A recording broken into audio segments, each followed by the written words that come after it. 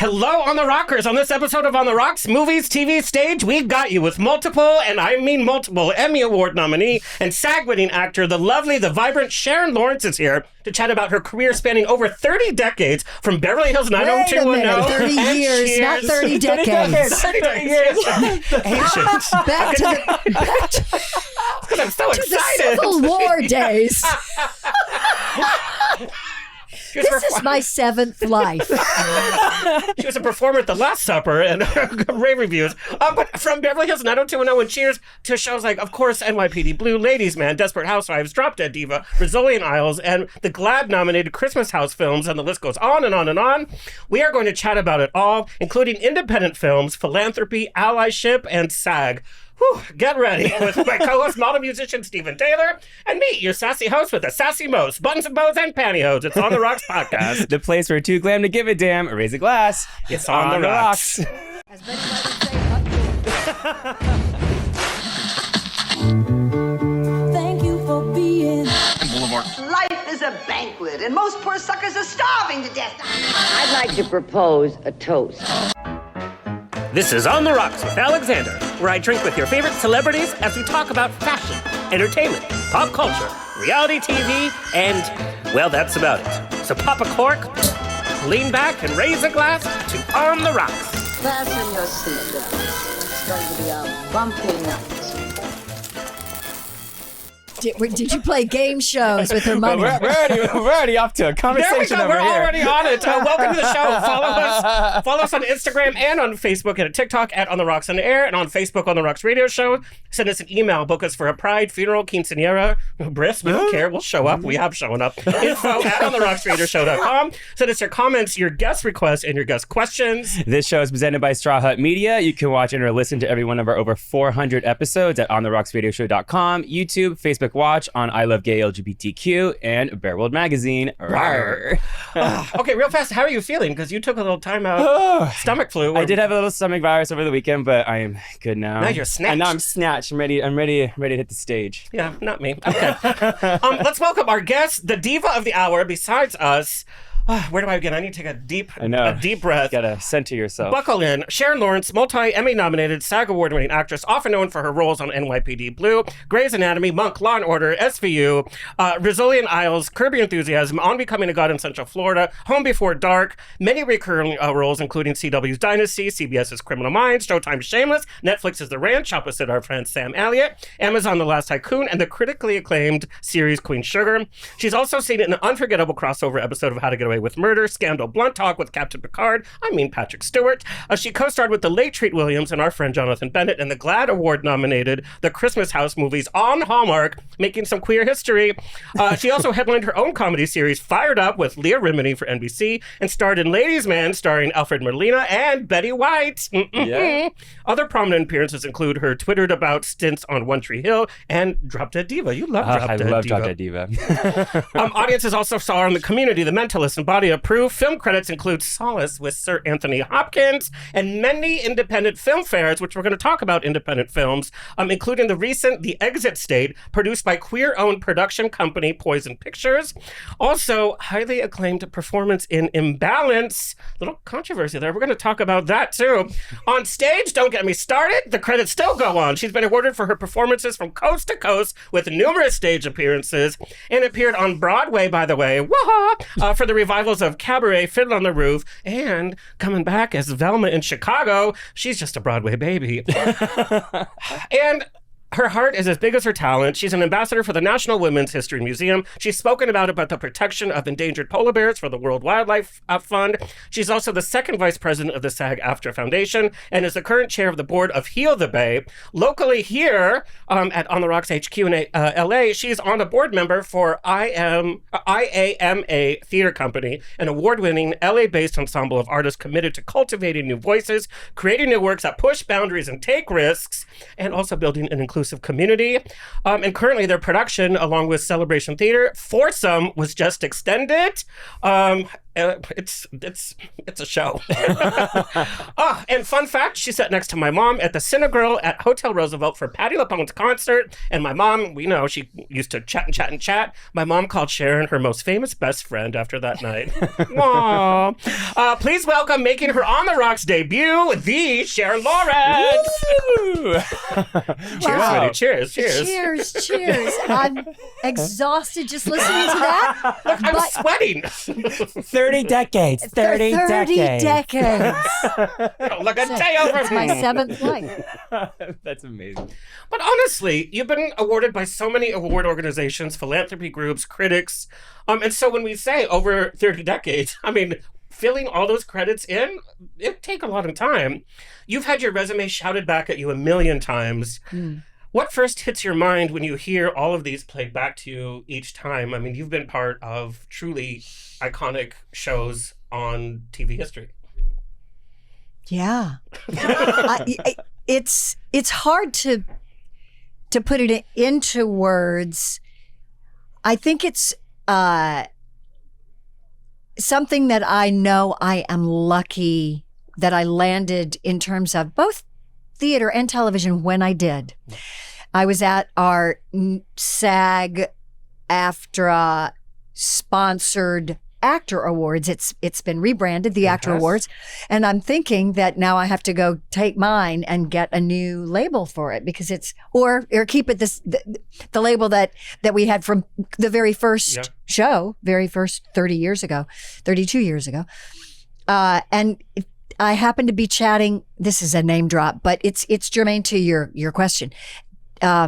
Just speaking really fondly with Ted Danson. And my first sitcom ever was the second to the last episode of Cheers. Yeah. And we were looking at each other thinking, God, it's been since the last century. And we are still as delighted to be part of this industry. We've seen it change, but we've also recognized the impact that a show like Cheers, like NYPD Blue has had, because it's allowed us to we happen to both care a lot about ocean conservation. So he's with Oceana, I'm with Heal the Bay. And that culture of television at the time when everybody was watching the same thing at the same time meant that we were invited into so many people's households. And we became people who maybe you want to hear more from on other topics. And that is something that we discussed about how grateful we are and to still be doing it and still be able to support the other things that we care about. Yeah. Which is so important, especially right now, what's happening around the world politically and socially. Right but you bring up a good point that TV history shows brought families together. That's right. I was little watching Cheers with my mom. NYPD Blue was the first adult show that she let me stay up and watch because she had to watch it. And she was like, well, we might as well hang out. But these were shows that generations bonded over and became part of our lives, like you said. And there was episode after episode after episode, not like now. There's like 10 episodes and then you're done. 3 years later and you have another 10 episodes. Right. Typically a season was 22, sometimes 24. Yeah. But more than that, it was what they called appointment television. So you had to watch it when it was on because this was even prior to TiVo, You could tape it, but that's not the same thing as the water cooler conversation. I know your audience might not even know what water coolers are anymore. Oh my God. Now we say happy hour. Oh yeah. A water cooler is a water fountain because people didn't really have water bottles back I guess in they the just day. vape around. They just vape outside and that's what The little paper cups, but you... Right. And so the idea was be that after you'd watch an episode that night, the next morning you'd come in and everybody on their breaks getting water at the one water source. You'd chat about it. Yeah. Yeah. So on the show, I feel like I'm describing gas lanterns. Oh my God. But for a younger and generation, buggies. it's so weird because they just go, they look, and then they're on their phone, they're streaming and really they're different pulling things. It's like, no, watch the damn show. Did they even have them in sitcoms anywhere? Like, because that was such like a common trope in sitcoms. You know, they'd have them around the water cooler at work the next day. Last time I think I saw was maybe like Friends, maybe? Like, what was Or The Office? I don't know. Yeah, The Office. Yeah. Yeah, but the dawn of like taping stuff, I still have VHS, and when I because I've transferred them to DVD and then to digital, watching commercials is just as triggering in terms of history. Like, where's the beef? All these kind of things. Right. And who's centered? You know, who is centered is so different back then and in the storytelling. Right. So while I'm glad I was part of that time, I am very glad to be part of this time too.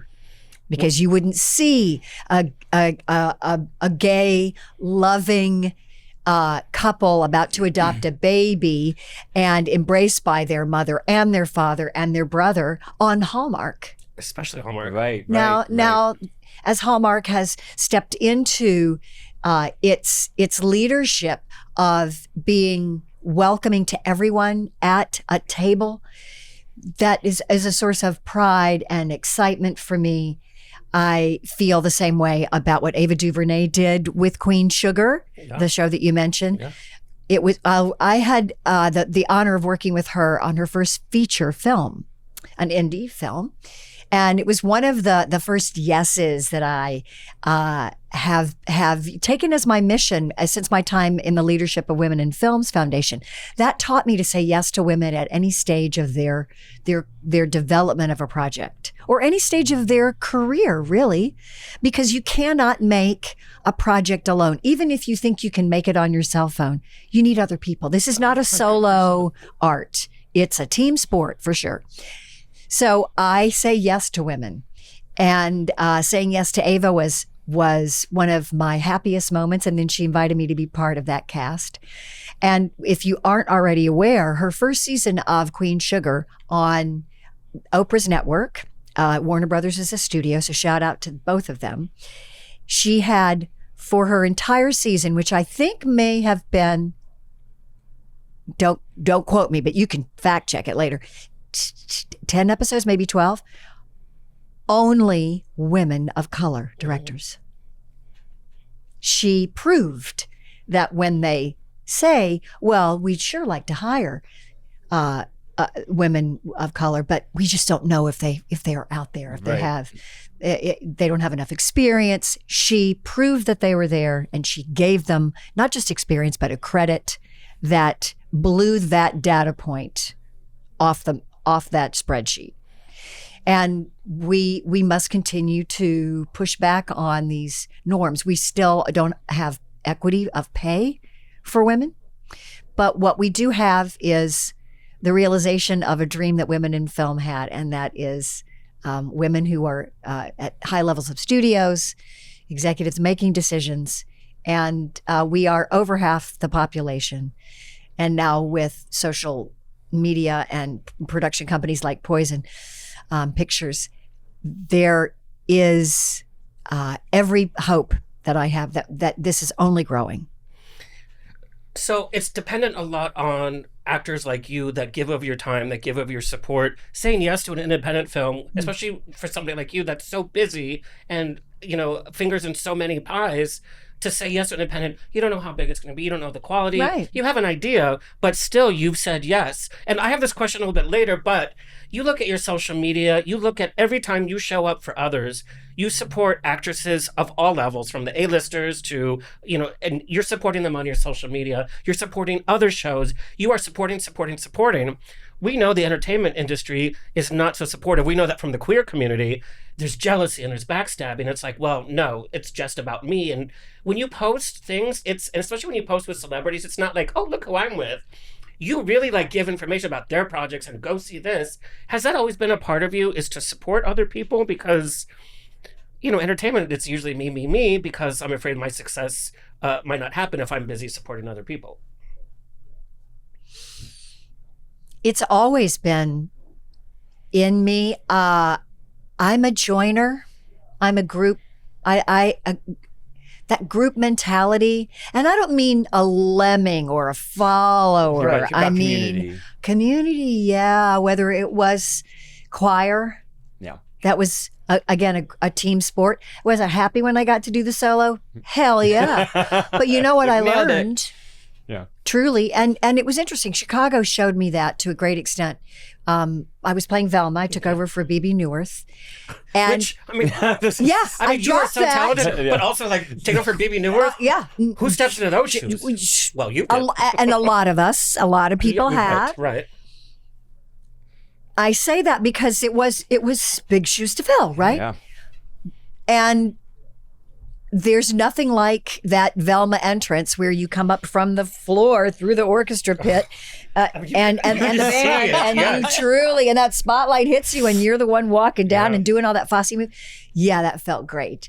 The realization of something that I suppose I'd been building to in my 7 lives over 30. Oh my God, I've never done that. Remember when you that interviewed Sharon, you said 30 decades. But the truth also is that there is no feeling like harmonizing with people on stage, like all of us hitting the same moment in time and doing that group experience. That I learned feels better to me.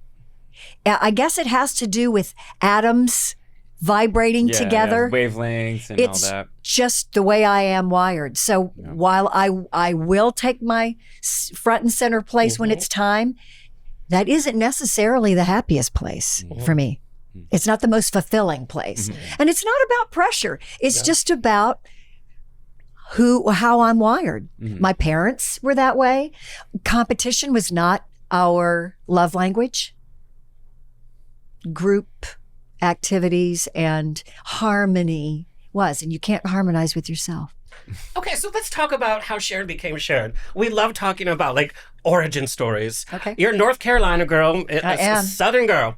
What about Southern culture and growing up has stayed with you all along? Certain things that you learned about life that you still subscribe to?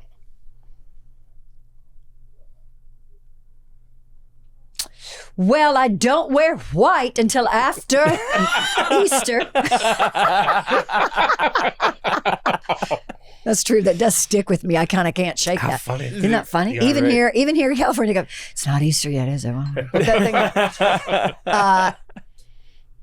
The group activity, the family unit, and that went from Girl Scouts to the church choir. And when I say church choir, the good news for me was that I was in a very progressive church community, very progressive. We did really sophisticated music. Our congregation could dance, and we did.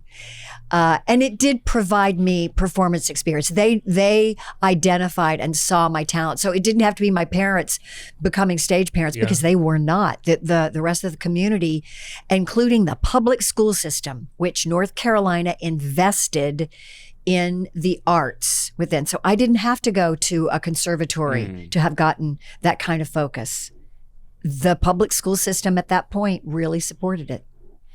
Well, that's So- good to know. You know, we have assumptions of, the South Right, and arts right. and culture. So that's so refreshing. I think we have a picture somewhere of you as Lola in Damn Yankees. Right. Right. Yeah. That was just part of your life, was kind of. Yes, the high school musical was my dream to be, and I'm going to sort of backtrack on what I said about it being the group thing. My dream was to be Well, the that lead. didn't take long. It Scratch didn't. that. I wanted to be the lead in my high school musical. I did. I saw, my dad was in a play. He was doing the Fantastics when I was probably, 6 or 7. And I saw, he was on the stage, but I saw Louisa, who was a grown woman. But in my mind, because Louisa is very much an ingenue, I remember it as just clear as day, looking at her, watching her going, that is me. I was that young female who was expressing herself and desirous to be understood and heard. So I wanted that. And I did it. I achieved it because every step of the way, my choral teacher saw this is somebody who's good at it. And listen, if I'd been good at base softball, because we didn't really have women's, we had softball, but we didn't have soccer. We didn't have, Title IX had not happened yet. If you don't know what Title IX is, it was a law that required any public institution to fund the women's version of that same activity, sport, education for women as much as they did for men. So Title IX didn't exist. but my aptitude was obvious, and so I got support, and that support led to me fulfilling a dream, and I realized it was not just it was my calling. It wasn't just my vocation or avocation. It became my vocation. And I also know that if it hadn't become my vocation, I would have enjoyed it as an avocation, meaning I would have been happy doing other things. I don't know how good I would have been in other things, but as long as I'm helping tell stories with a group of people, looking at just your don't career, ask me to do fractions. Yep. Cold sweat. Who needs fractions? But when you look at your career and look at the women that you've portrayed and what you've done with your own career is challenge yourself, challenge yourself, challenge yourself.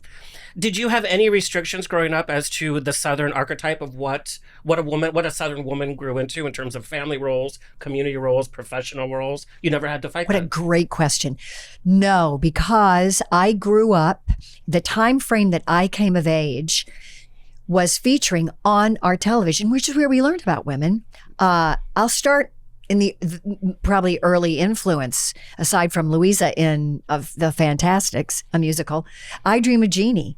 Barbara Eden, yeah. And That was one of my and favorite not shows, just right? Barbara Eden, but a single woman who had her own agency, her own apartment, which happened to be a genie bottle, and it was the coolest pad anybody could live in. Yeah. And she dressed the way she wanted, which showed her considerable assets and power. And she wasn't a ditz, by the way. But she too. was not a ditz. Yeah. She was magic. And that influenced me. Then Mary Tyler Moore, Wow. who was in the real world as a journalist. My father was a journalist, and that was, what You got part your of what degree in I did. That was to be my You're like, other. thanks, I'm gonna go act. That was going to be my other. That's what I thought I was going to do.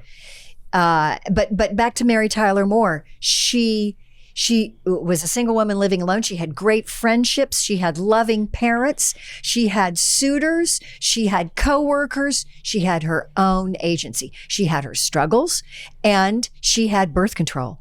And I was part of a generation that benefited from the acceptance and the embrace of the pill. And that is no small thing, Yeah. because our sexual freedom, our ability to choose whether or not we procreated, really hinged on that type of birth control. Every other form was less reliable, less private, and we didn't necessarily get to control. So don't underestimate the power of that big medical development in my generation. So the expectations for me were set by the culture that I was absorbing from media and how the world was changing. So I always knew that I could play those Southern classic women, but also where I went to school at UNC Chapel Hill, and where I really was given the opportunity to do my first dramatic roles, I played very interesting characters. I played Electra in a version of the Greeks, and the costume designer put me in a burlap sack and a motorcycle jacket with the sleeve cut out and a football shoulder pad sticking out.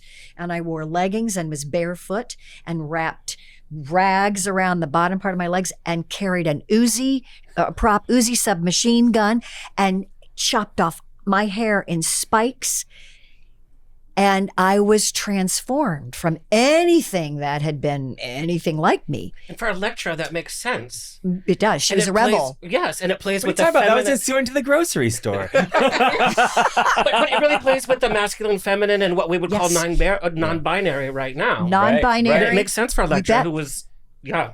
And she was it's never angry. worked She with was that. a rebel. She was misunderstood. She had daddy issues, and she led this group of women, and she had a problem with her stepmother, what the feminine queen meant, that archetype.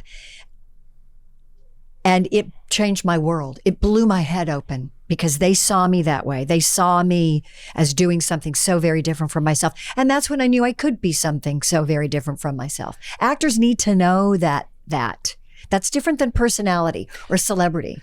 I think lately what we're feeling, especially as influencers get in front of the camera, people are just relying on their personality and they're playing the same thing. While it might be funny, it's the same thing, everything they do. It's very one note. Yeah. And while you played Electra, you also played Juliet in a musical version of Shakespeare, right?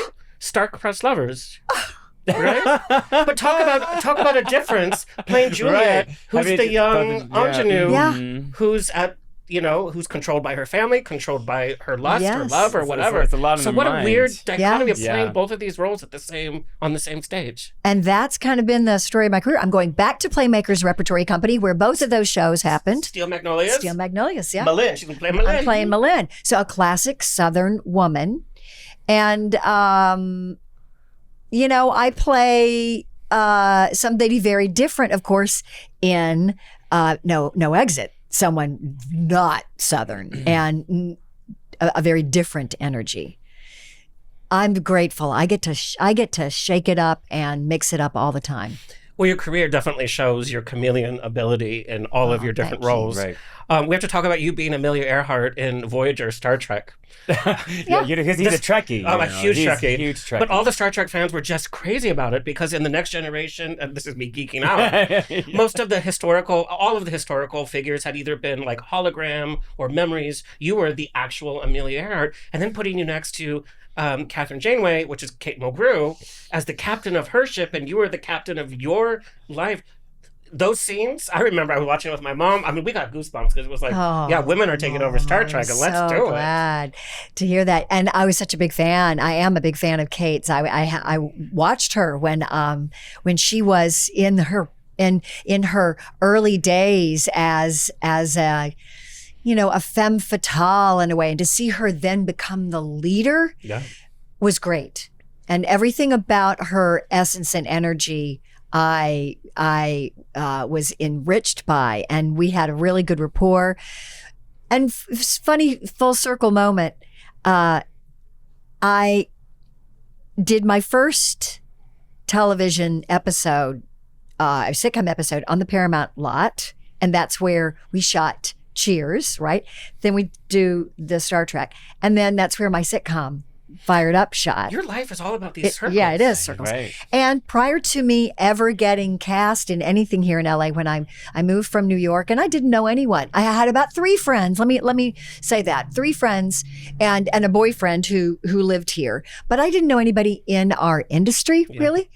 So I was starting over, and I would hike a lot in Beechwood Canyon on that trail off of Canyon Drive, and there's a little switchback that not everybody knows about, but if you follow that know about path, it now, Sharon. I'll tell you that. the gays know about it now. I need to tarnish your dreams. Your They know memories, about buddy. this? Oh, yeah. Well, that's where the Bat Cave is. Is that what you're talking about? That's what Okay. is that what they call it? Now it's called a love cave, but okay. It's called a back cave now. She's having a beautiful memory, and I'm like, well, the gays kind of ruined that. Yes. Gays ruin Okay, everything. look, Plato's Retreat was a real thing at some point, and now you've got, all I say is just beware the coyotes. And by that, I mean the dog, the real. Yeah, There are some real dogs out There's some there. real dogs out there. I leave you to be the judge of that. That is not. But we shot that episode of Star Trek there. That's where then they were using special effects, but that's where we stood as we watched the ship land. And I thought, my God, if you just told me like 18 months ago that I'd be standing here with one of the icons of acting that I really appreciated, and I'm playing another icon, Amelia Earhart, I would not have believed you. And then just about 2-3 years later, maybe, I played a type of Amelia Earhart version in a play called Tongue of a Bird, starring Cherry Jones. Talk about a gay icon. The actress Cherry Jones, along with Diane Venora, who is one of the most storied film and stage actors. She was the first female Hamlet at the Public Theater. And she was in Baz Luhrmann's Romeo and Yes, she Juliet. was. Yes. And Marion Seldes, an icon of the Broadway stage, married to Garrison. I can't remember her husband's name. Anyway, we did this at the Taper and then at the Public. And I played a ghost of Amelia Earhart, but Cherry Jones's mother, who plays a search and rescue pilot. And I flew on like the angel in Angels in America. Yeah. It was written by Ellen McLaughlin, who wrote Angels in America. And she created this character to fly because she flew as the angel. Cherry Jones took over for her in Angels in America. And those two women knew what an incredible visual it is, how potent and powerful it is to see a human being floating in the air in whatever form, and how that shifts the dynamic. It just changes the way we relate to a character when they are hovering above us. And so I got to be dressed as Amelia Earhart and literally in flight. It's There's such a there's gift. so much symbolism there. Right. Yes. Okay, when you release the audiobook for your memoir, please make sure that you're the one that does the Right. voiceover. I can listen to you talk. Both of us are like, say more. Oh, I wish you could have seen me just looking down at Cherry Jones and getting to be cradled by her as she brings this specter down. Her mother, who actually took her own life by a noose, and as a young girl, Cherry's character discovers her, and that's the trauma that she's been fleeing all her life, and she is able to hold her mother and embrace her and the trauma and tragedy. And I will never forget watching Cherry Jones win the Tony for The Heiress. So She's a very full raw circle. actor. Is Oh. how I would put her. She just is like it's there. Okay, let's go backward in time just a little bit. Since I'm a Broadway freak, you get your degree in journalism. You head to New York, and then you make your Broadway debut in the revival of Cabaret, starring Joel Grey, reprising his role. For the Cabaret fans, the scene Two Ladies, you were one of the ladies. yes, I was the Billy Dee Dee. Yeah. Two ladies, Billy Dee Dee. I can't imagine, and then later you took on the role of Fräulein Kost, but I can't imagine this is your Broadway debut, and then it's directed by Hal Prince. Yeah. We're talking about Joel Grey, one of the biggest entertainment legends of his time, and then Hal Prince. We know Hal Prince. You're some young girl, and you're like, I'm making my Broadway debut. What was the rehearsal process like, and what did you learn the most from these giants? I'm going to back up a little bit Please. and tell you that I already knew Joel because Joel had directed me in the tour, the post-Broadway tour of Zorba with Anthony Quinn. You were with Anthony Quinn? Yes. Did he flirt with you? I'm sure he flirted with you. We know Anthony flirt Quinn. with me? He was like, oh, I'm in Zorba. It didn't feel Me Too'd. I've had my Me Too. That Well, we're was gonna talk not about- that. we're That gonna was talk about not Me Too. It didn't feel Me Too to me. I played a character I played two characters in addition to being in the chorus, the ensemble. One was the character's name Cafe Whore. That's the title. She's the woman that he spends the money on that he's supposed to buy equipment for this mining operation. And our big number is a tango. And to tango with Anthony Quinn, with Graciela Danielle's choreography, and Joel Grey directing it, was it was mesmerizing. He was warm and open and excited. He was 60, maybe 8 years old, maybe 9. I think he turned 70 while we were on the road. I think we did this 9 months. And his power, his ebullience, the joy was always reserved for the stage. I could see him conserving backstage, and that's an important lesson. Yeah. For longevity in this business, you need to understand that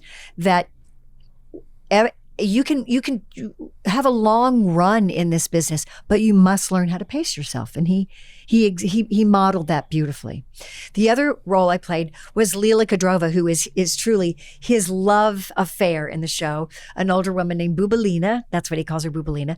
And she has a very sweet number where she's at the end of her life. She's actually transitioning, and she is on her deathbed, and he's holding her, and she leaves the bed and sings a beautiful number called the song is titled Happy Birthday, and it's her going through her life in the light as she's leaving this world.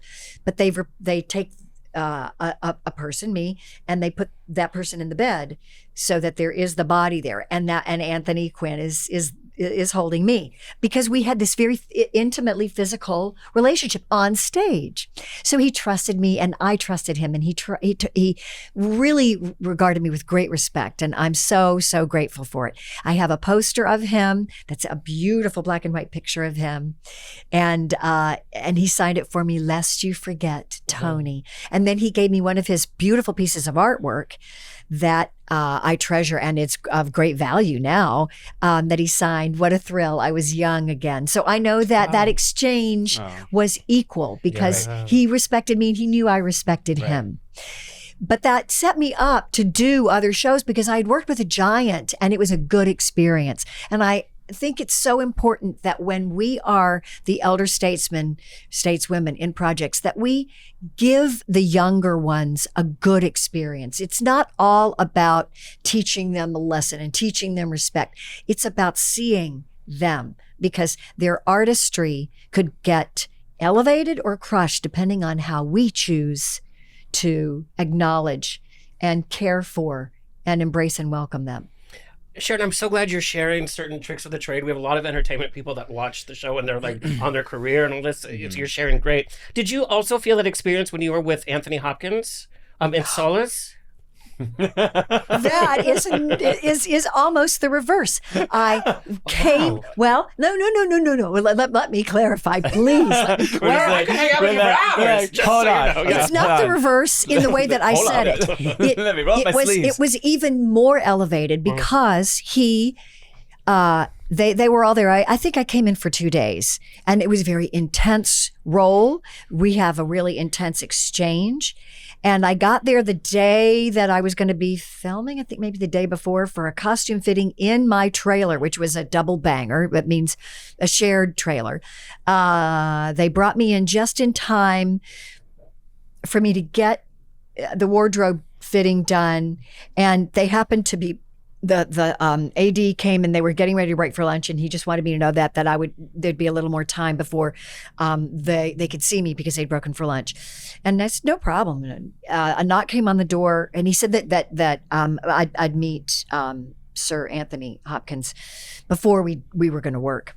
And a knock came on the door, and I opened it, and it was Anthony Hopkins himself below me, because I'm up here, standing up on the trailer, and he's below me. And there I am looking down, and what I wanted to do was curtsy to him, but he was below me. That's what I mean, the reverse. It wasn't how I expected it to meet him.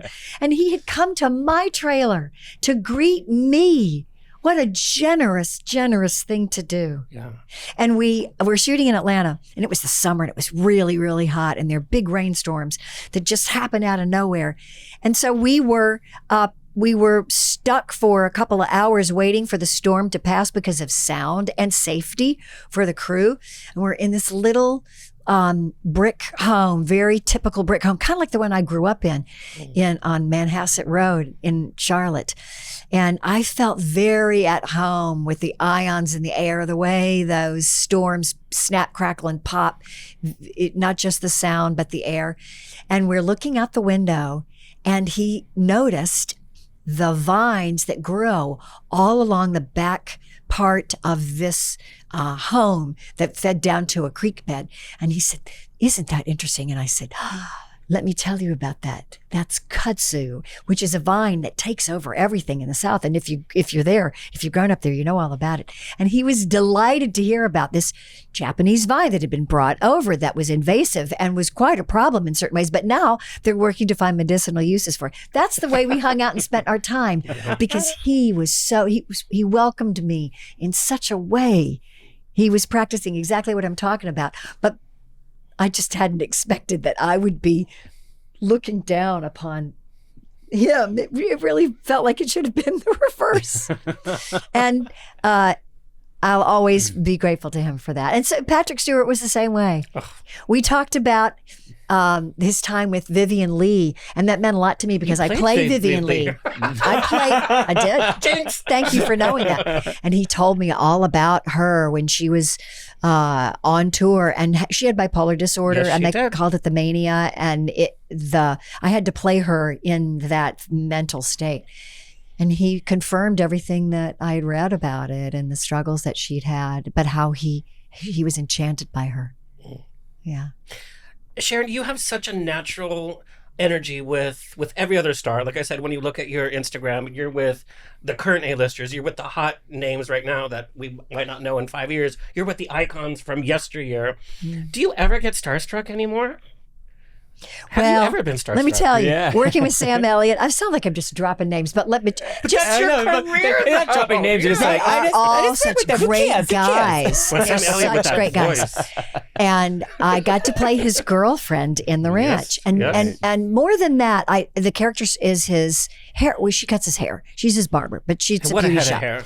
And I had my hands in that head of hair. You know. That's a pretty cool thing to get to do. And in Alfred Molina's hair too. I've tried to find ways to put my hands in his hair all the time because I played his wife. Sort of a Where's Waldo. But it reminded me when I was working with Sam, and I respected him so much, but I had frankly forgotten that he was the first guy that I ever saw that made me know, oh, this is what it feels like to be stirred, to be turned on. The tingle. Was him. And the tingle. And it was in Lifeguard. Have you ever seen Sam Elliott Lifeguard? Honey, I cancel all your plans tonight and do a search. I'm ready, Sam Elliott. That voice. I mean, Sam Elliott. Put on your best red shorts. Yes, you've seen it. He just auditioned for the reboot of Baywatch. Of course you did. And put in a good word, Sharon. Well, maybe I will. Maybe they'll ask my friend Dana Pink, who was the costume designer on the movie reboot on Baywatch. Was Zac Efron? I look great running in slow-mo. And those fabrics that they have to use is very specific fabric that they have to put people in. I bet. Yeah, I bet. Okay, Sharon. Sam knows it. Did I ever tell Sam that he was? I don't know, but now he's just such a loving, sweet guy that I'm so grateful that he was as great as you hoped he would. You know what's so funny? Like I love like Sam Elliott and Patrick Stewart. They both do voices of like iconic characters, and like Sam Elliott does the voice of the mayor in Family Guy. Patrick Stewart notoriously has done the voice of the CIA agent in American Dad for years. They both have such a untold like sense of humor to them. Yeah, and they're not taking themselves so seriously. It's like not at all. Yeah. And Patrick Stewart didn't used to be that way. When he first started filming Star Trek, they were like, we don't know what we're gonna do, because he was so serious, not joking with the cast. And then he finally realized, he was like, no, this is because he's used to that classic theater acting, and so he had to learn too. Okay, I want to go back to Broadway though. My God, we're at the beginning times of your Sharon. We need a 10-hour episode. But you sounded like Sharon from. Sorry. Oh my God, you cracked me up. Sorry, that was funny. Sharon. Oh, like Ozzy. No. Yeah. But then you go from Cabaret, then you go to Fiddler on the Roof with Topol. So I saw it when he toured that production. I was a little kid and I was obsessed with Fiddler on the Roof. I don't know why. My family doesn't know why. They're like, why is this little kid obsessed? So when I saw Topol on stage, I cried as a little kid. But you shared the stage with him, and then it was directed and choreographed by Jerome Robbins. Yes. Hal Prince, Jerome Robbins, these are like the two, like... Well, Jerome Robbins did not do our revival. I thought he did. No.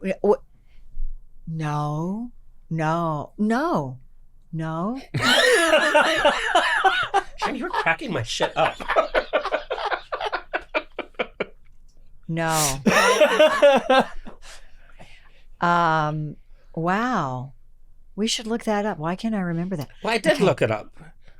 And it said, but we know. But he did not direct me in those scenes. I think he came in and did the bottle dance for the guys. Okay. But he was not interested in the acting scenes.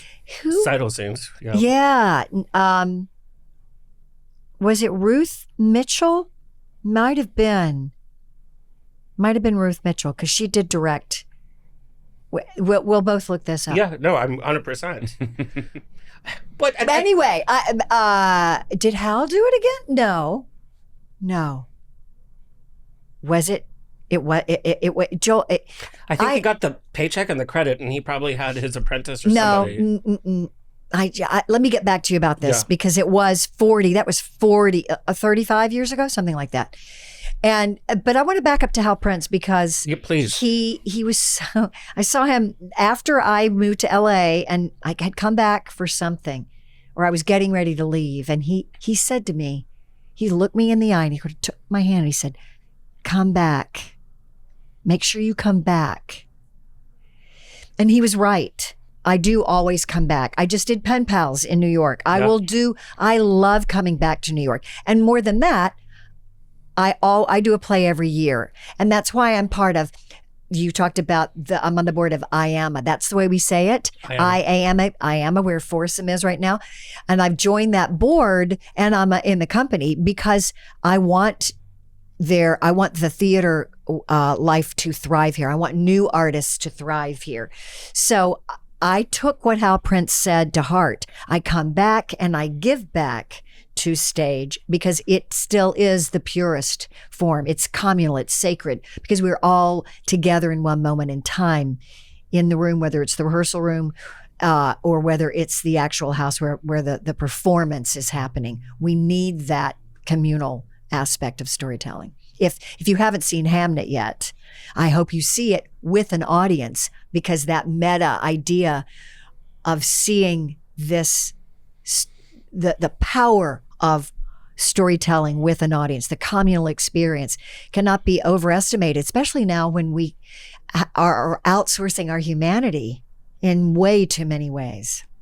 Yeah. So Hal Prince would say to any of us who he mentored and worked with that were gonna work in the other medium to come back to stage. Don't lose that tether. Don't lose that skill. Don't lose the value. But at this point, you've done cabaret, you've done Fiddler on the Roof. Did you think, okay, now I'm a Broadway girl? Because you started TV like right as soon as that kind of ended. You started doing TV. Not as soon as. I mean, I took a leap. I didn't know if it was going to work. But the reason that I did, I just want to acknowledge that it's a lot of the steps, the moves that I've made have been in no small part to technology, because I could finally watch television again because of VCRs. Right. When I was on the road, or more than that, when I was waiting tables, I never saw. There was a whole gap of time where I didn't see shows. I never watched Dynasty. And then you do the reboot. And then I do the reboot, yes. Yeah. But I was then able to watch, and I saw, wow, shows like LA Law and China Beach and 30-something. Those women I felt relatable to. Yes. I didn't really feel relatable to the women on the Dynasty. It's funny, I end up playing them, but as you can tell, that's not really me. Yeah, I'm more like the women who have more grounded, relatable lives. Put it that way. That's more like me. And I wanted to see what it was like to tell a story that evolved, to play a character that changed over time. I did Fiddler 8 times a week for 2 years. Right. 2 years, 8 times a week. That's a lot. It is. And you develop a lot of skills. And that's a tough show. It's emotionally draining. Yeah. It's a long show just to begin with. Yeah. And that was my grad school, was how would I play this story over and over again as authentically as I could. And I took it very seriously. And I learned. I had been in classes, but what do you mean? Like, do you ever have moments where you're just sort of like, I can't like give it because there's like 8 times a week? It wasn't the show that made it hard. Seidel is such an integral part of the story. Yes, it is. And I took it very seriously. The hard part wasn't when I got there. The hard part was getting to the theater, walking by people having dinner out at a beautiful restaurant on a terrace as the sun was still up on a summer night, and I'm going to put my hair in pin curls again. I would love nothing more than just to stop and enjoy the life of a normal person who has a 9-to-5 job. That was what was hard. Right. Not the storytelling. But I did want to see what it was like to tell a story where the character changed. So television is how you do that. Yeah. So I took a flying leap, though. I didn't know if it was going to work. So let's talk about NYPD Blue. You got that role with not many TV credits ahead of it. None? Ahead of that. Well, that's not true. I had done one episode of a Bochco show called Civil Wars. Yes. And NYPD Blue, people have heard this story before, but that character was written as a man. It was a one-day role. And Jimmy Tweed's such a good actor. I They're know. Like, that just changed. We're going to change it to a woman and then make it. that had nothing to do with me, but it did have something to do with a woman in the Bochco world looking at the script saying there are not enough women here. Right. Yeah. And let's take one of these authority figures or people who are in the world of New York and make it a woman. And it's an assistant district attorney. It could be a woman, should be a woman. And they auditioned people. I got it. And on the day that we were filming, I delivered. But more than that, they liked that sequence so much they decided to make that the teaser, the opening part of the show. They flew us to New York. And because we were kind of hanging around, they flew us to New York so they could make the interior become an exterior. But that meant that we had more time together. And they saw Dennis Franz and I hanging out at the craft service table, enjoying each other. And they also saw me as a female. I came in not in my officious suit with my hair all kind of plastered down. I was Sharon, being my ebullient The self. only thing I would say is the hair needs to be revisited, but yes. It worked because she was already younger than he was, and to make her more buttoned down, Yes. kind of that all played. The suits, I think they knew what they were doing because our chemistry was so good and unlikely, and they saw that Dennis and I were just enjoying each other. So they were inspired by that, and that story is important because any actor that is in a role may inspire the writers to do something. You don't know. It wasn't just me, but it happened because I was just being myself. We just had this conversation with Julie Benz when they wrote her character off of Dexter. I was just thinking that. She was on the edge. She's like, do I talk to the writers and be Do like, you advocate more? Yeah. Or do I just not be a problem because I don't want to be labeled as a problem? Well, let me tell you, I did not said. advocate for this. Yeah. I did not. I didn't petition for it. I didn't push it. It happened. Yeah. So I can't compare those two things, and I wouldn't be the one to advise that I did A, B, and C, and so D happened. Right. But A, B, and C happened because I was capable of delivering. I could play the character the way they needed, and yet they saw more of me, which happened to spark something in them. Mm. But how did you know how to make that transition from Broadway, which is to the back, and then you did Cheers, which is a sitcom, which is very presentational. Yeah. Then Great you get question. into like this gritty drama where the camera's right in your face. Yeah. How did you know how to do that? Was it acting classes, or you just naturally made that transition? No, it was class. I did need to learn the difference. You bet I did. And I had never I'd done a student film, and I'll never forget, this was in New York, and the camera is here and the crew. And what I learned is, oh my God, it's not private at all. The fourth wall, if you're an actor, the fourth wall is that where the darkness begins. And I mean, literal darkness from the wash of the light on the stage. And then the audience is in the dark, but that's a canvas for you to paint on. An actor's job is to be private in public. And the public, in a theater sense, is the audience.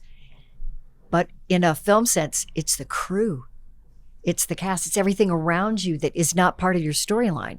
So you still have to find a way to be private. And it shocked me. I didn't know the whir, because this was a film camera, the whir, the clapboard, all those things. Sorry. No, please. You're good. That's ASMR. We're gonna clap that. Yeah. Yeah, make Sharon Lawrence. happy. You have to learn. Yeah, you have to learn how to be internal and private. Tingles, Sharon. And our job is to figure that out. Right. Yeah. It's film acting is very different. And it's it's very not naked in order. a new way. It's naked in a new way, and you need to learn to keep this still. Everything plays here. Keep this still. On stage, this must be used to its most optimal, because that's how now everything is mic'd. But it wasn't when I was starting. Not necessarily at all. You gotta have some vibrato. And you have to learn how to phonate and be crisp and clear and articulate. And everything is for at least the middle of the audience. If you don't reach them, you failed. And they keep giving you feedback, by the way, so that you feed off of their energy too. On the film set, it's silence. You're like, am I doing good? Am I like, what? That's why do that again. Do that again. Do that again. That's why sitcoms can be hard. Or now, let me put it this way, where half hour that is single camera or a multi-camera that's a hybrid, so you're shooting without an audience. There's scenes that you shoot without an audience. That to me is tough because you don't know. You don't have that laughter coming back. Right. You can't tell. But I love multi-cam with an audience. It was the happiest I've ever been. Sharon, how did you deal with the kind of blow up of NYPD Blue? I mean, it was in everywhere. It was every magazine. And I was a kid and I remember seeing it was just, it was in all the magazines, People magazine, like everything. You were, from Broadway, North Carolina, and now you're just like everywhere. How were you able to handle that mentally, career-wise? Like, that's a lot for somebody to have to deal with. I'm an extrovert. And I think that was that was just a lucky thing, because if you were an introvert and that was happening, I don't know how you'd manage. Was I always as graceful as I should have been about it? I don't know. I mean, I don't know. I think I probably wasn't. I was excitable. I loved meeting people. I loved the press part of it. I loved the stepping out and going to events. I was really happy. Oh, go right ahead. He's opening his we never have wine. This is not happy hour. This is happy hour and a half. We have a lot to, happy bottle and a half. Right, that part. It did not feel, and I was 31 years old. So I was a grown ass woman. And that I think really makes a difference too. If I was a 21-year-old, no. But you didn't seem to let it get to your head, though. No, it wasn't about going to my head. I think I always knew I understood beginnings and endings. I knew everything in our business ends. Temporary. I really knew that. And this would have been no different. I also had a lot of really good friends here, and friends that were outside of that world. Yeah. And even if they were in the business, they knew me, and I just trusted that. I come from a very good, grounded family. Well, you're so down to earth. That helps a lot, That's just, again, I'm lucky. Yeah. I'm very lucky. I had not had any trauma happen that made me feel like I couldn't trust. I trusted a lot of things. But I also began to see that the male gaze was who was telling all these stories. And I woke up to the monochromatic vision and version of women. Even the Broadway world, I was a little asleep to, because the female characters that were put on pedestals were all designed by men. And women in film, they wanted to play those roles. Right, that's right. Mm-hmm. And my time in women in film opened my eyes more about why we needed more women in leadership and the stories coming through the women's point of view. Yes. Because frankly, even within NYPD Blue, once she became a mother, she was relegated to the domestic world, and that was less interesting. Well, we just started. Did you all hear that? They just sighed. That's so fun. Mother's like, yeah. So one of the questions I also got was to ask you is, you were on Broadway during the AIDS epidemic. Yeah. Yeah. Can you talk about, to the younger generation, I'm not just talking about the queer younger generation, but the generation that doesn't understand that time, that there was a whole population that was being annihilated, especially you being on Broadway in the theater world. What do you want the younger generation to know most about that period of time?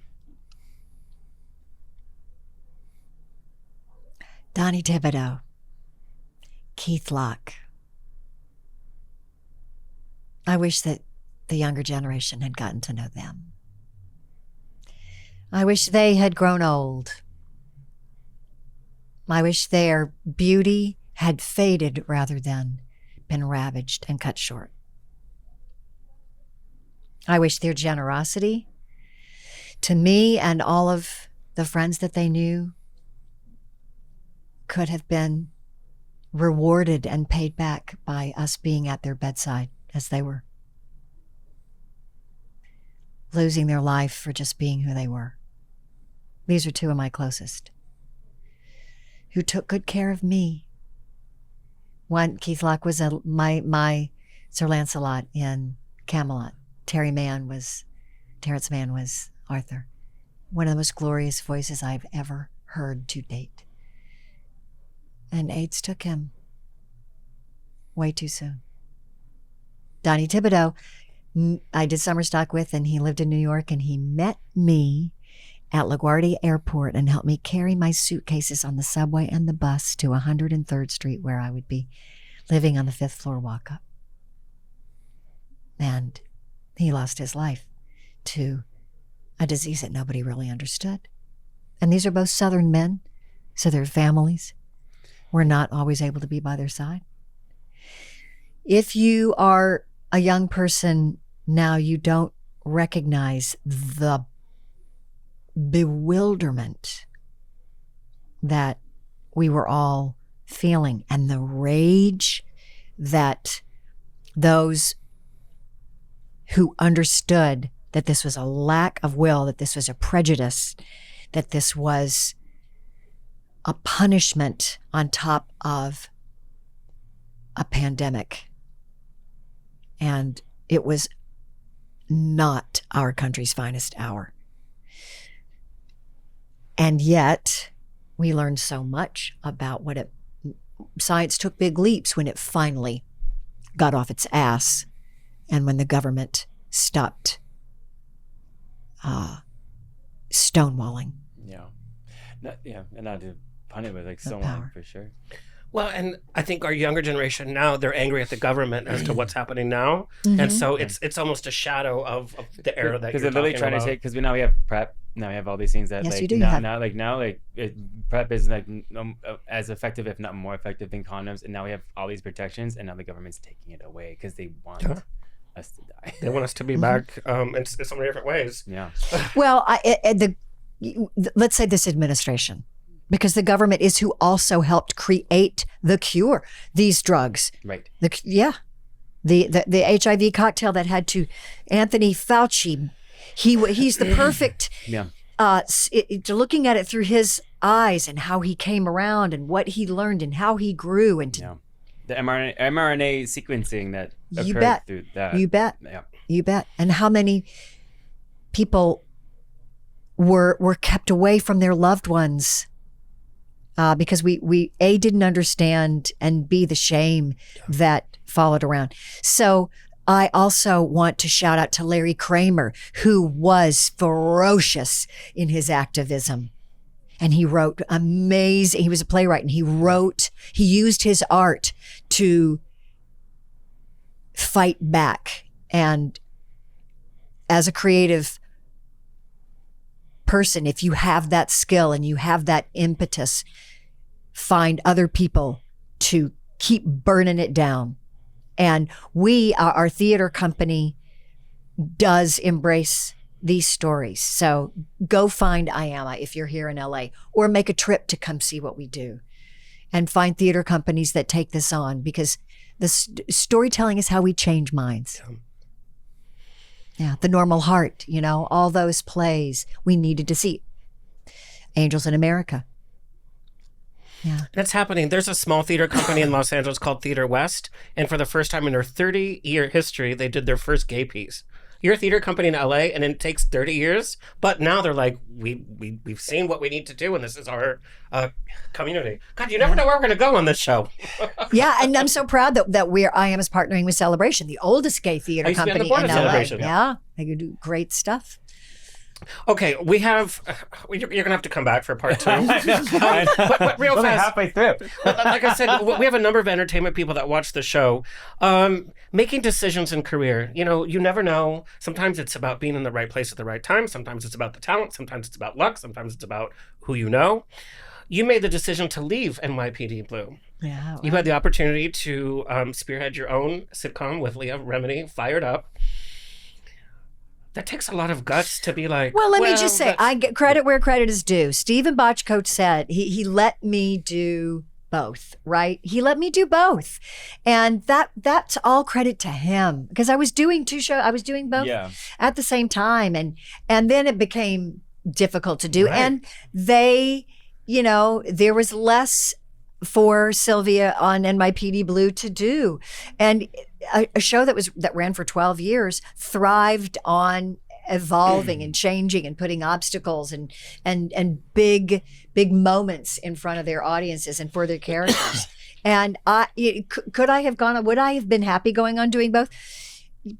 Maybe, but they also knew that they could mine some material when a beloved character like Sylvia is lost in that tragic way, So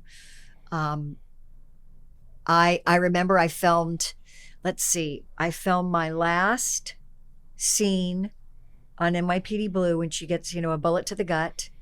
And I turned around and went and did, that wasn't even Table, that Fired Up, that was Ladies Man. Yeah. And that day we shot downtown, not on the Fox lot. And I remember it was early.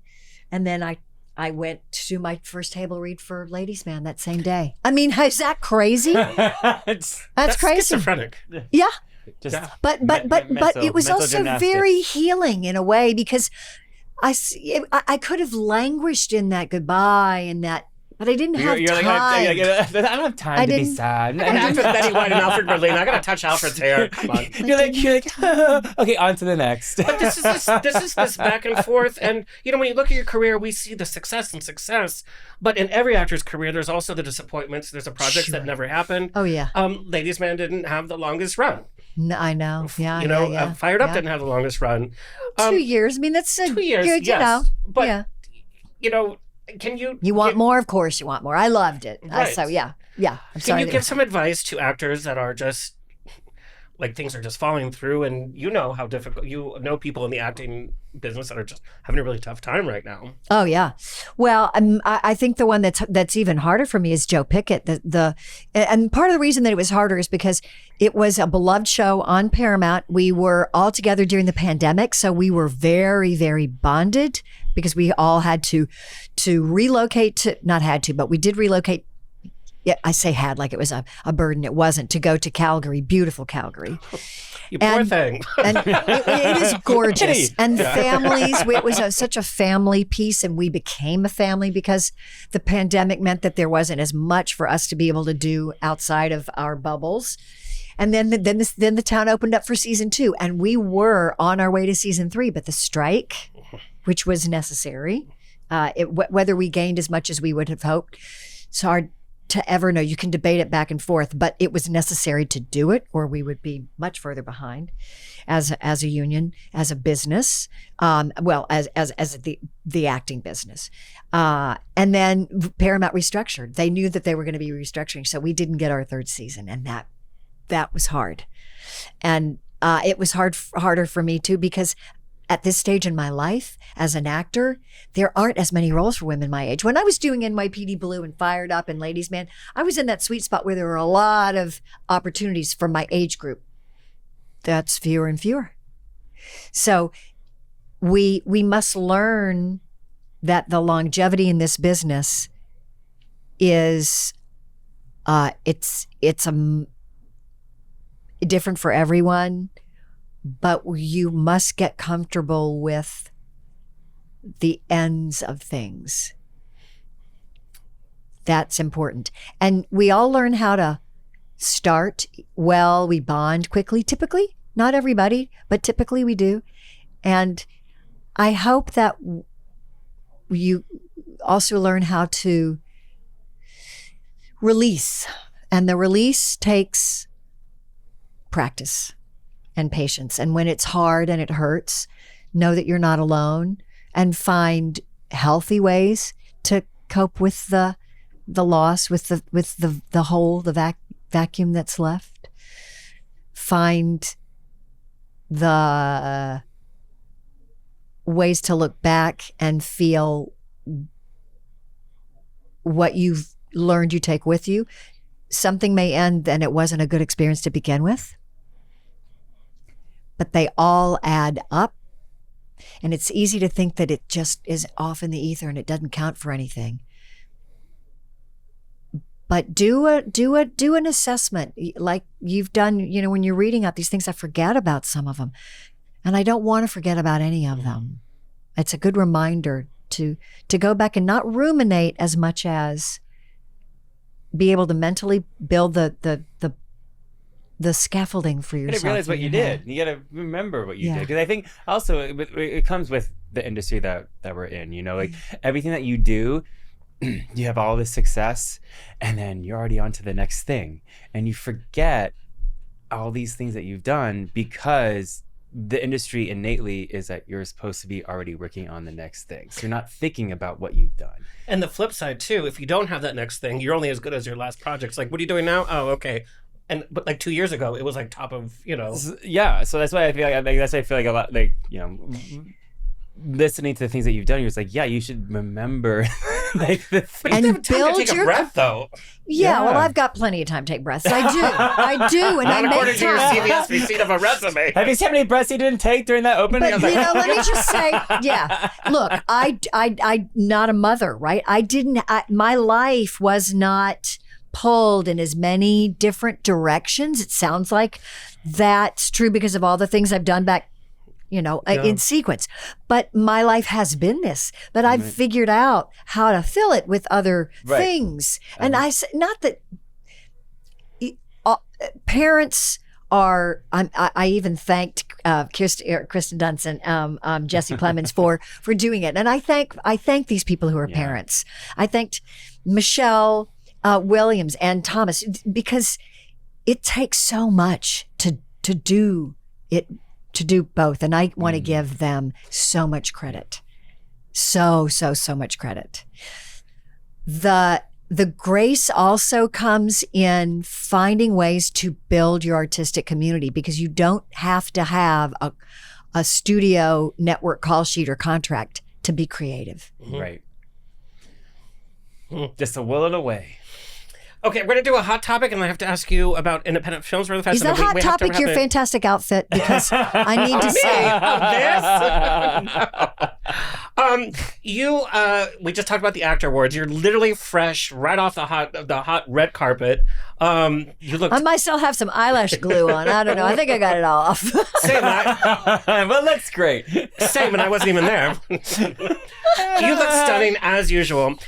You made so many headlines. Your dress was gorgeous. You looked ravishing as usual, and we gays, we know, we're like gays. Okay. But at the same time, what really bothered me is all these headlines said Sharon Lawrence age. Oh yeah, right. Stunning, whatever. It was every headline. Yeah. It bothered me so much. No, and then it was also focused on your looks. Like, oh, she looks like we were surprised. We know what you look like, and you looked amazing since day one. So it's not a surprise. What really bothered me was the age. They don't do that with the men. They don't be like, Keanu Reeves, age, whatever. Does it help though, and be like, yes, women past ingenue stage are thriving and are acting and they're part of SAG and they're on the red carpet? Or does it play with you? Does it annoy you? I don't ever think that my age defines me to myself, right? I want to feel good. I want to look like I feel. That's up to me. The only person that can make the decisions about that is me. And yet I also got very lucky. It's true. I got my mom's genes. If you see my mother at 87, you go, well, okay. She looks great. It's just, she put sunscreen on me, and she has high cheekbones, and she had, she took care of her skin by putting Vaseline on it, but she just was born that way. And certainly to a certain degree, I was too. I am too. At the same time, I think that we are happily recognizing that at any decade, you can feel vibrant and look vibrant. And I oftentimes play very polished women. So you see me out there being polished, but that's not the way I walk around in my real life. I guarantee you see me at pavilions, that ain't what I'm looking like. Because I don't feel that the way I look is all I am about. Right. Yeah. And I don't think any way any woman looks is all that she's about. I love the opportunity to play stripped down and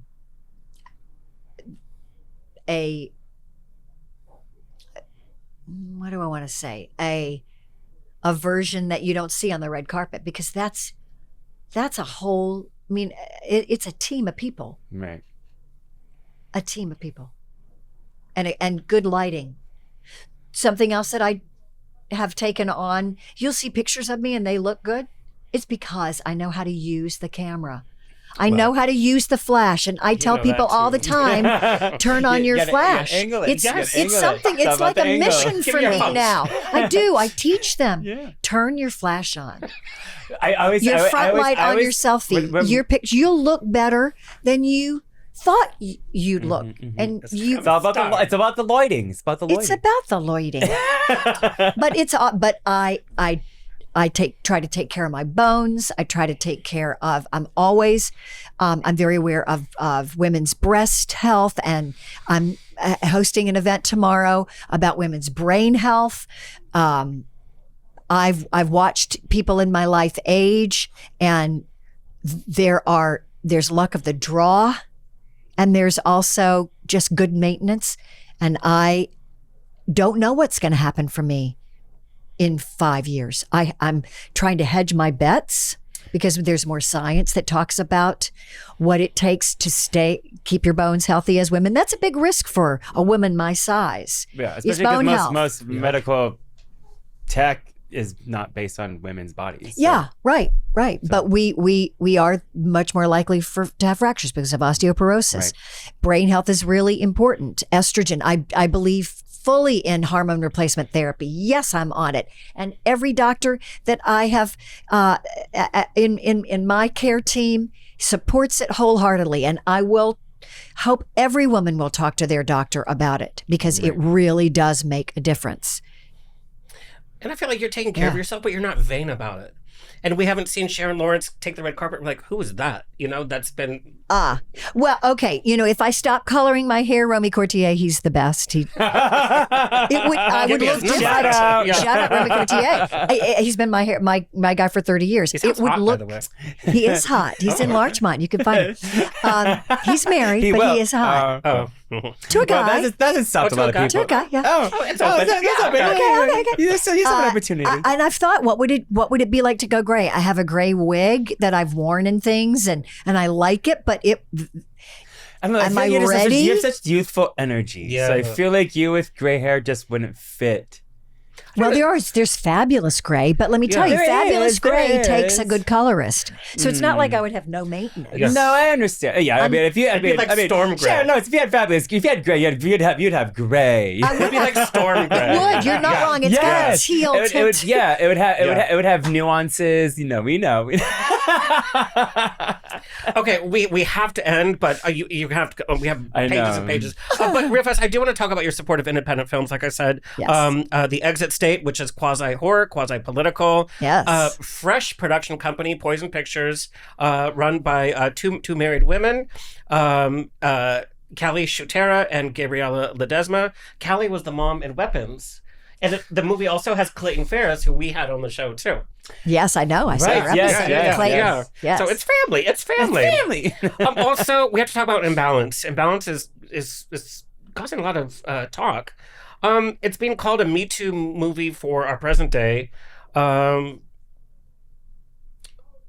it's about the power dynamics in... You explain yes. I don't want to exploit the the aspect of Me Too in the film, but it centers around a philosophy professor, who ends up in a relationship with her TA, her teaching assistant. Now, we did this as a play, Nicholas Gonzalez, beautiful Nicholas Gonzalez, and who's a dear friend, 20 years ago. And he was 25 and I was 44. And now he's 45 and I'm 64. And the 20-year period has meant that while that relationship felt inappropriate and her moral compass made this dilemma even bigger for her, now on university campuses, lawsuits are so much more prevalent if there is inappropriate relationship with a advisor and a subordinate. But in addition to that, our writer-director, Dale Griffith-Stamos, who wrote the play originally and has directed it as the feature film, embedded in it younger students who are at risk of causing more dilemmas by pursuing a teacher. So there's a younger woman in it that wasn't in the original play who's pursuing Nicholas's character, and it sounds more soap opera than it is. But what it does focus on is how do we balance the gray areas. The script purposefully doesn't come down on one side or the other about whether or not it's ethically right.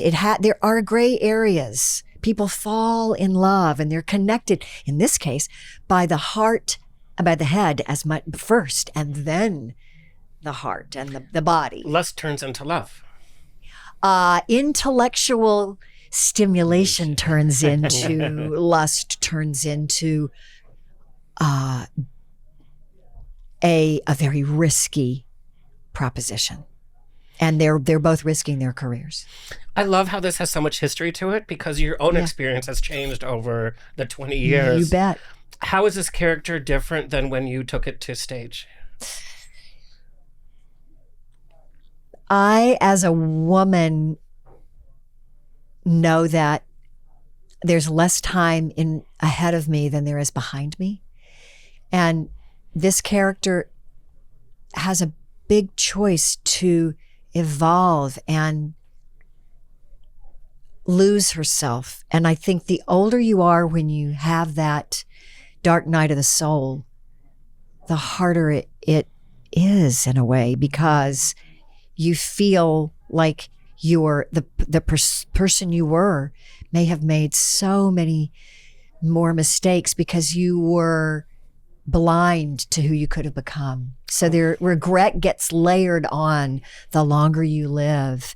And that is something that can be tragic if we don't take these moments, this one wild life that Mary Oliver calls it, and really examines it. And we even talk about that in the movie, The Unexamined Life is Not Worth Living. So take a look at yourself early on and keep looking, and know that change is possible. And you are never alone if you want to pursue another version of your life. I think the thing they say is really only forever is that you're as a parent. But I know a lot of parents who have modeled bravery for their kids by saying, it's time for me to change. Wow. Yeah. If you start a religion, I'm going to be the first one to sign up. He's like I've heard the Church of the Gospel according to Sharon. Chapter 1, vodka. Just for our audience, I don't know why. Just because lately we've had, people like, oh, do you have a little wine instead of our vodka? And Sharon's like, bring on the vodka. I know, that was great. Well, really what I said is vodka suits me better than wine. And It took me a long time to understand that. It took me years of experience. Years of experience to go, I feel better if I have. Years. It took like a year. I can't do Okay, we do have to end, and We it do. kind of makes me so sad. I've been looking forward to That's this such a for good so long. time. Thank We've had such an amazing Yeah. time. You were an Thank amazing you. woman. So What- illuminating. Yeah, what Well- you do for the LGBTQ community. You were at the Project Angel Food New Kitchen Yes. opening along with Jamie Lee Curtis. The things that you've done Amazing. all through your life for wildlife, for the LGBTQ community, for women, for your colleagues. It's really touching and it's inspiring. Your presence here today has been very, very inspiring. When you look back at your projects and you look forward as the projects you still want to do, what kind of legacy do you want to build with your work? I've been doing a solo play for the past 5 years, playing Katharine Graham. In journalism, by the way. Which Yeah, is, she was the publisher of the Washington Post, but we're telling her story, how she became Katharine Graham. She was a reluctant leader, but she had everything that she needed.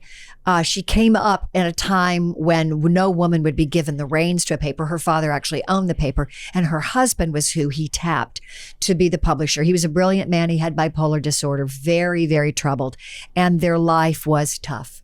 There was a lot of abuse and trauma around that because they just didn't have what they needed in terms of understanding how to psychiatry didn't have the tools to treat it. My husband's a psychiatrist, and I want to keep telling stories that allow us to be able to tell the truth about hard things. But I also love entertainment, and I hope that I keep finding things that make me Resonate. yeah, and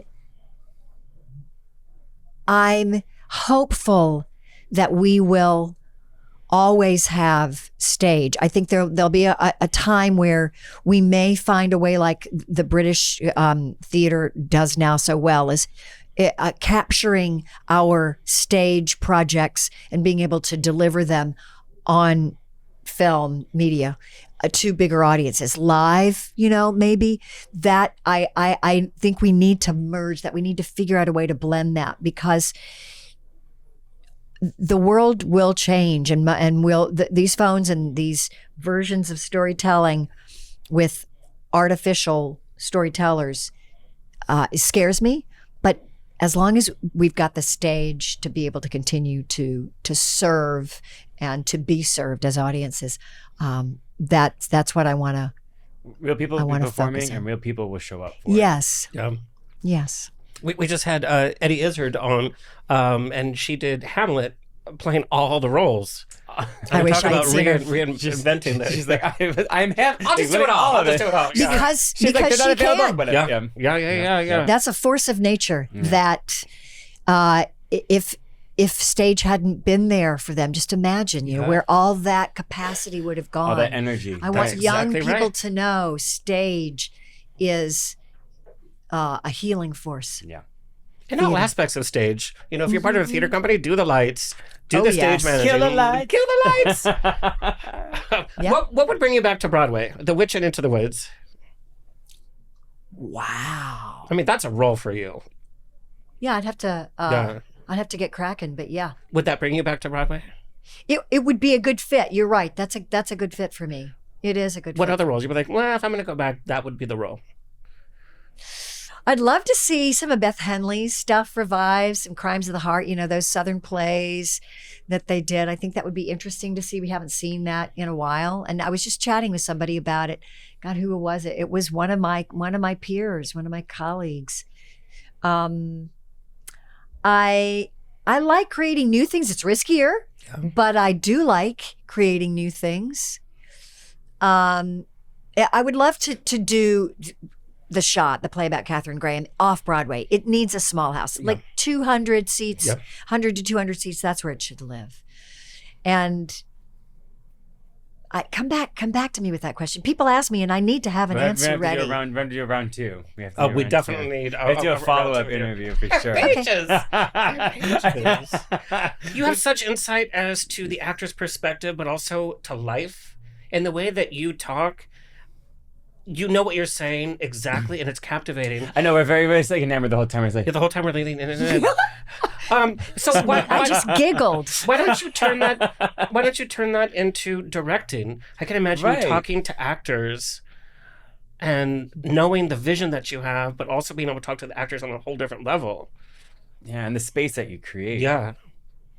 Well, that's very flattering. Thank you. I think I would probably enjoy directing stage, not necessarily film or television, because it's a million decisions. And frankly, I like to explore every opportunity, every possibility if I could. And that's not the efficient way for a director. A director needs a very clear vision. Yeah. But on stage, maybe there's more flexibility there. But I like producing because I like bringing teams together. Yes. And that means communicating and facilitating, and I do enjoy that. And I'm a connector. I like that. Community. All right, Sharon, tell everybody where they can find and follow you. What an amazing conversation. Right.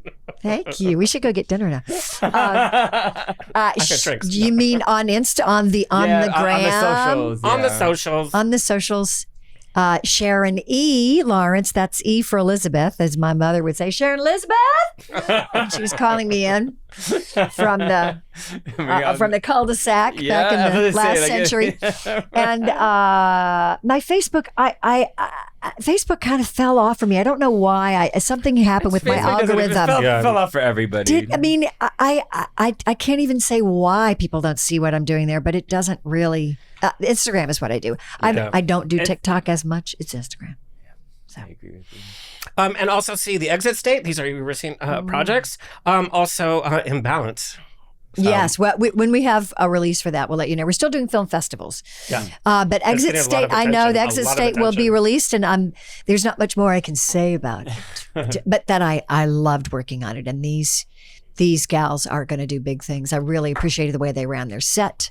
They were very clear, and it's going to be a spectacular time in a theater. I can imagine this on a big screen is going to be very satisfying because I know where we shot. I can't wait. I cannot wait. Well, thank you. We are humbled by your presence. And we never know what we're going to talk about. We got serious. We laughed. I cried a little bit. You cried a little bit. You did. Oh, you can't tell because of the Botox. But and I got. No, I did get drunk a little bit. I didn't finish this. No, not even. No. What was that stuff you put in there besides the vodka? What is it? Cherry? It was flavored water. Wild cherry. It's so good. No caffeine. Soda water. Was it too much? No. It's faux sweetener, right? It's no sugar. That's not real. Oh, so that probably okay. Yeah. Well, we know for next time. Real tonic. Yep. The real tonic. Yes, the real tonic. Anyway, that's it, folks. It's always a grab bag of fun here every week on the Rocks. Big thank you to our engineer Xavier and to Straw Hut Studios. Please like, share, and subscribe so we can continue bringing this fabulous programming coming your way. Until next time, stay happy, stay healthy, stay sexy, and if you drink, stay tipsy. This has been another episode of On the Rocks. Tweet me and slide into my DMs on Twitter and Instagram at On the Rocks On Air. Find everything On the Rocks for free at OnTheRocksRadioshow.com. Subscribe, like, review, and share. Until next week, stay fabulous.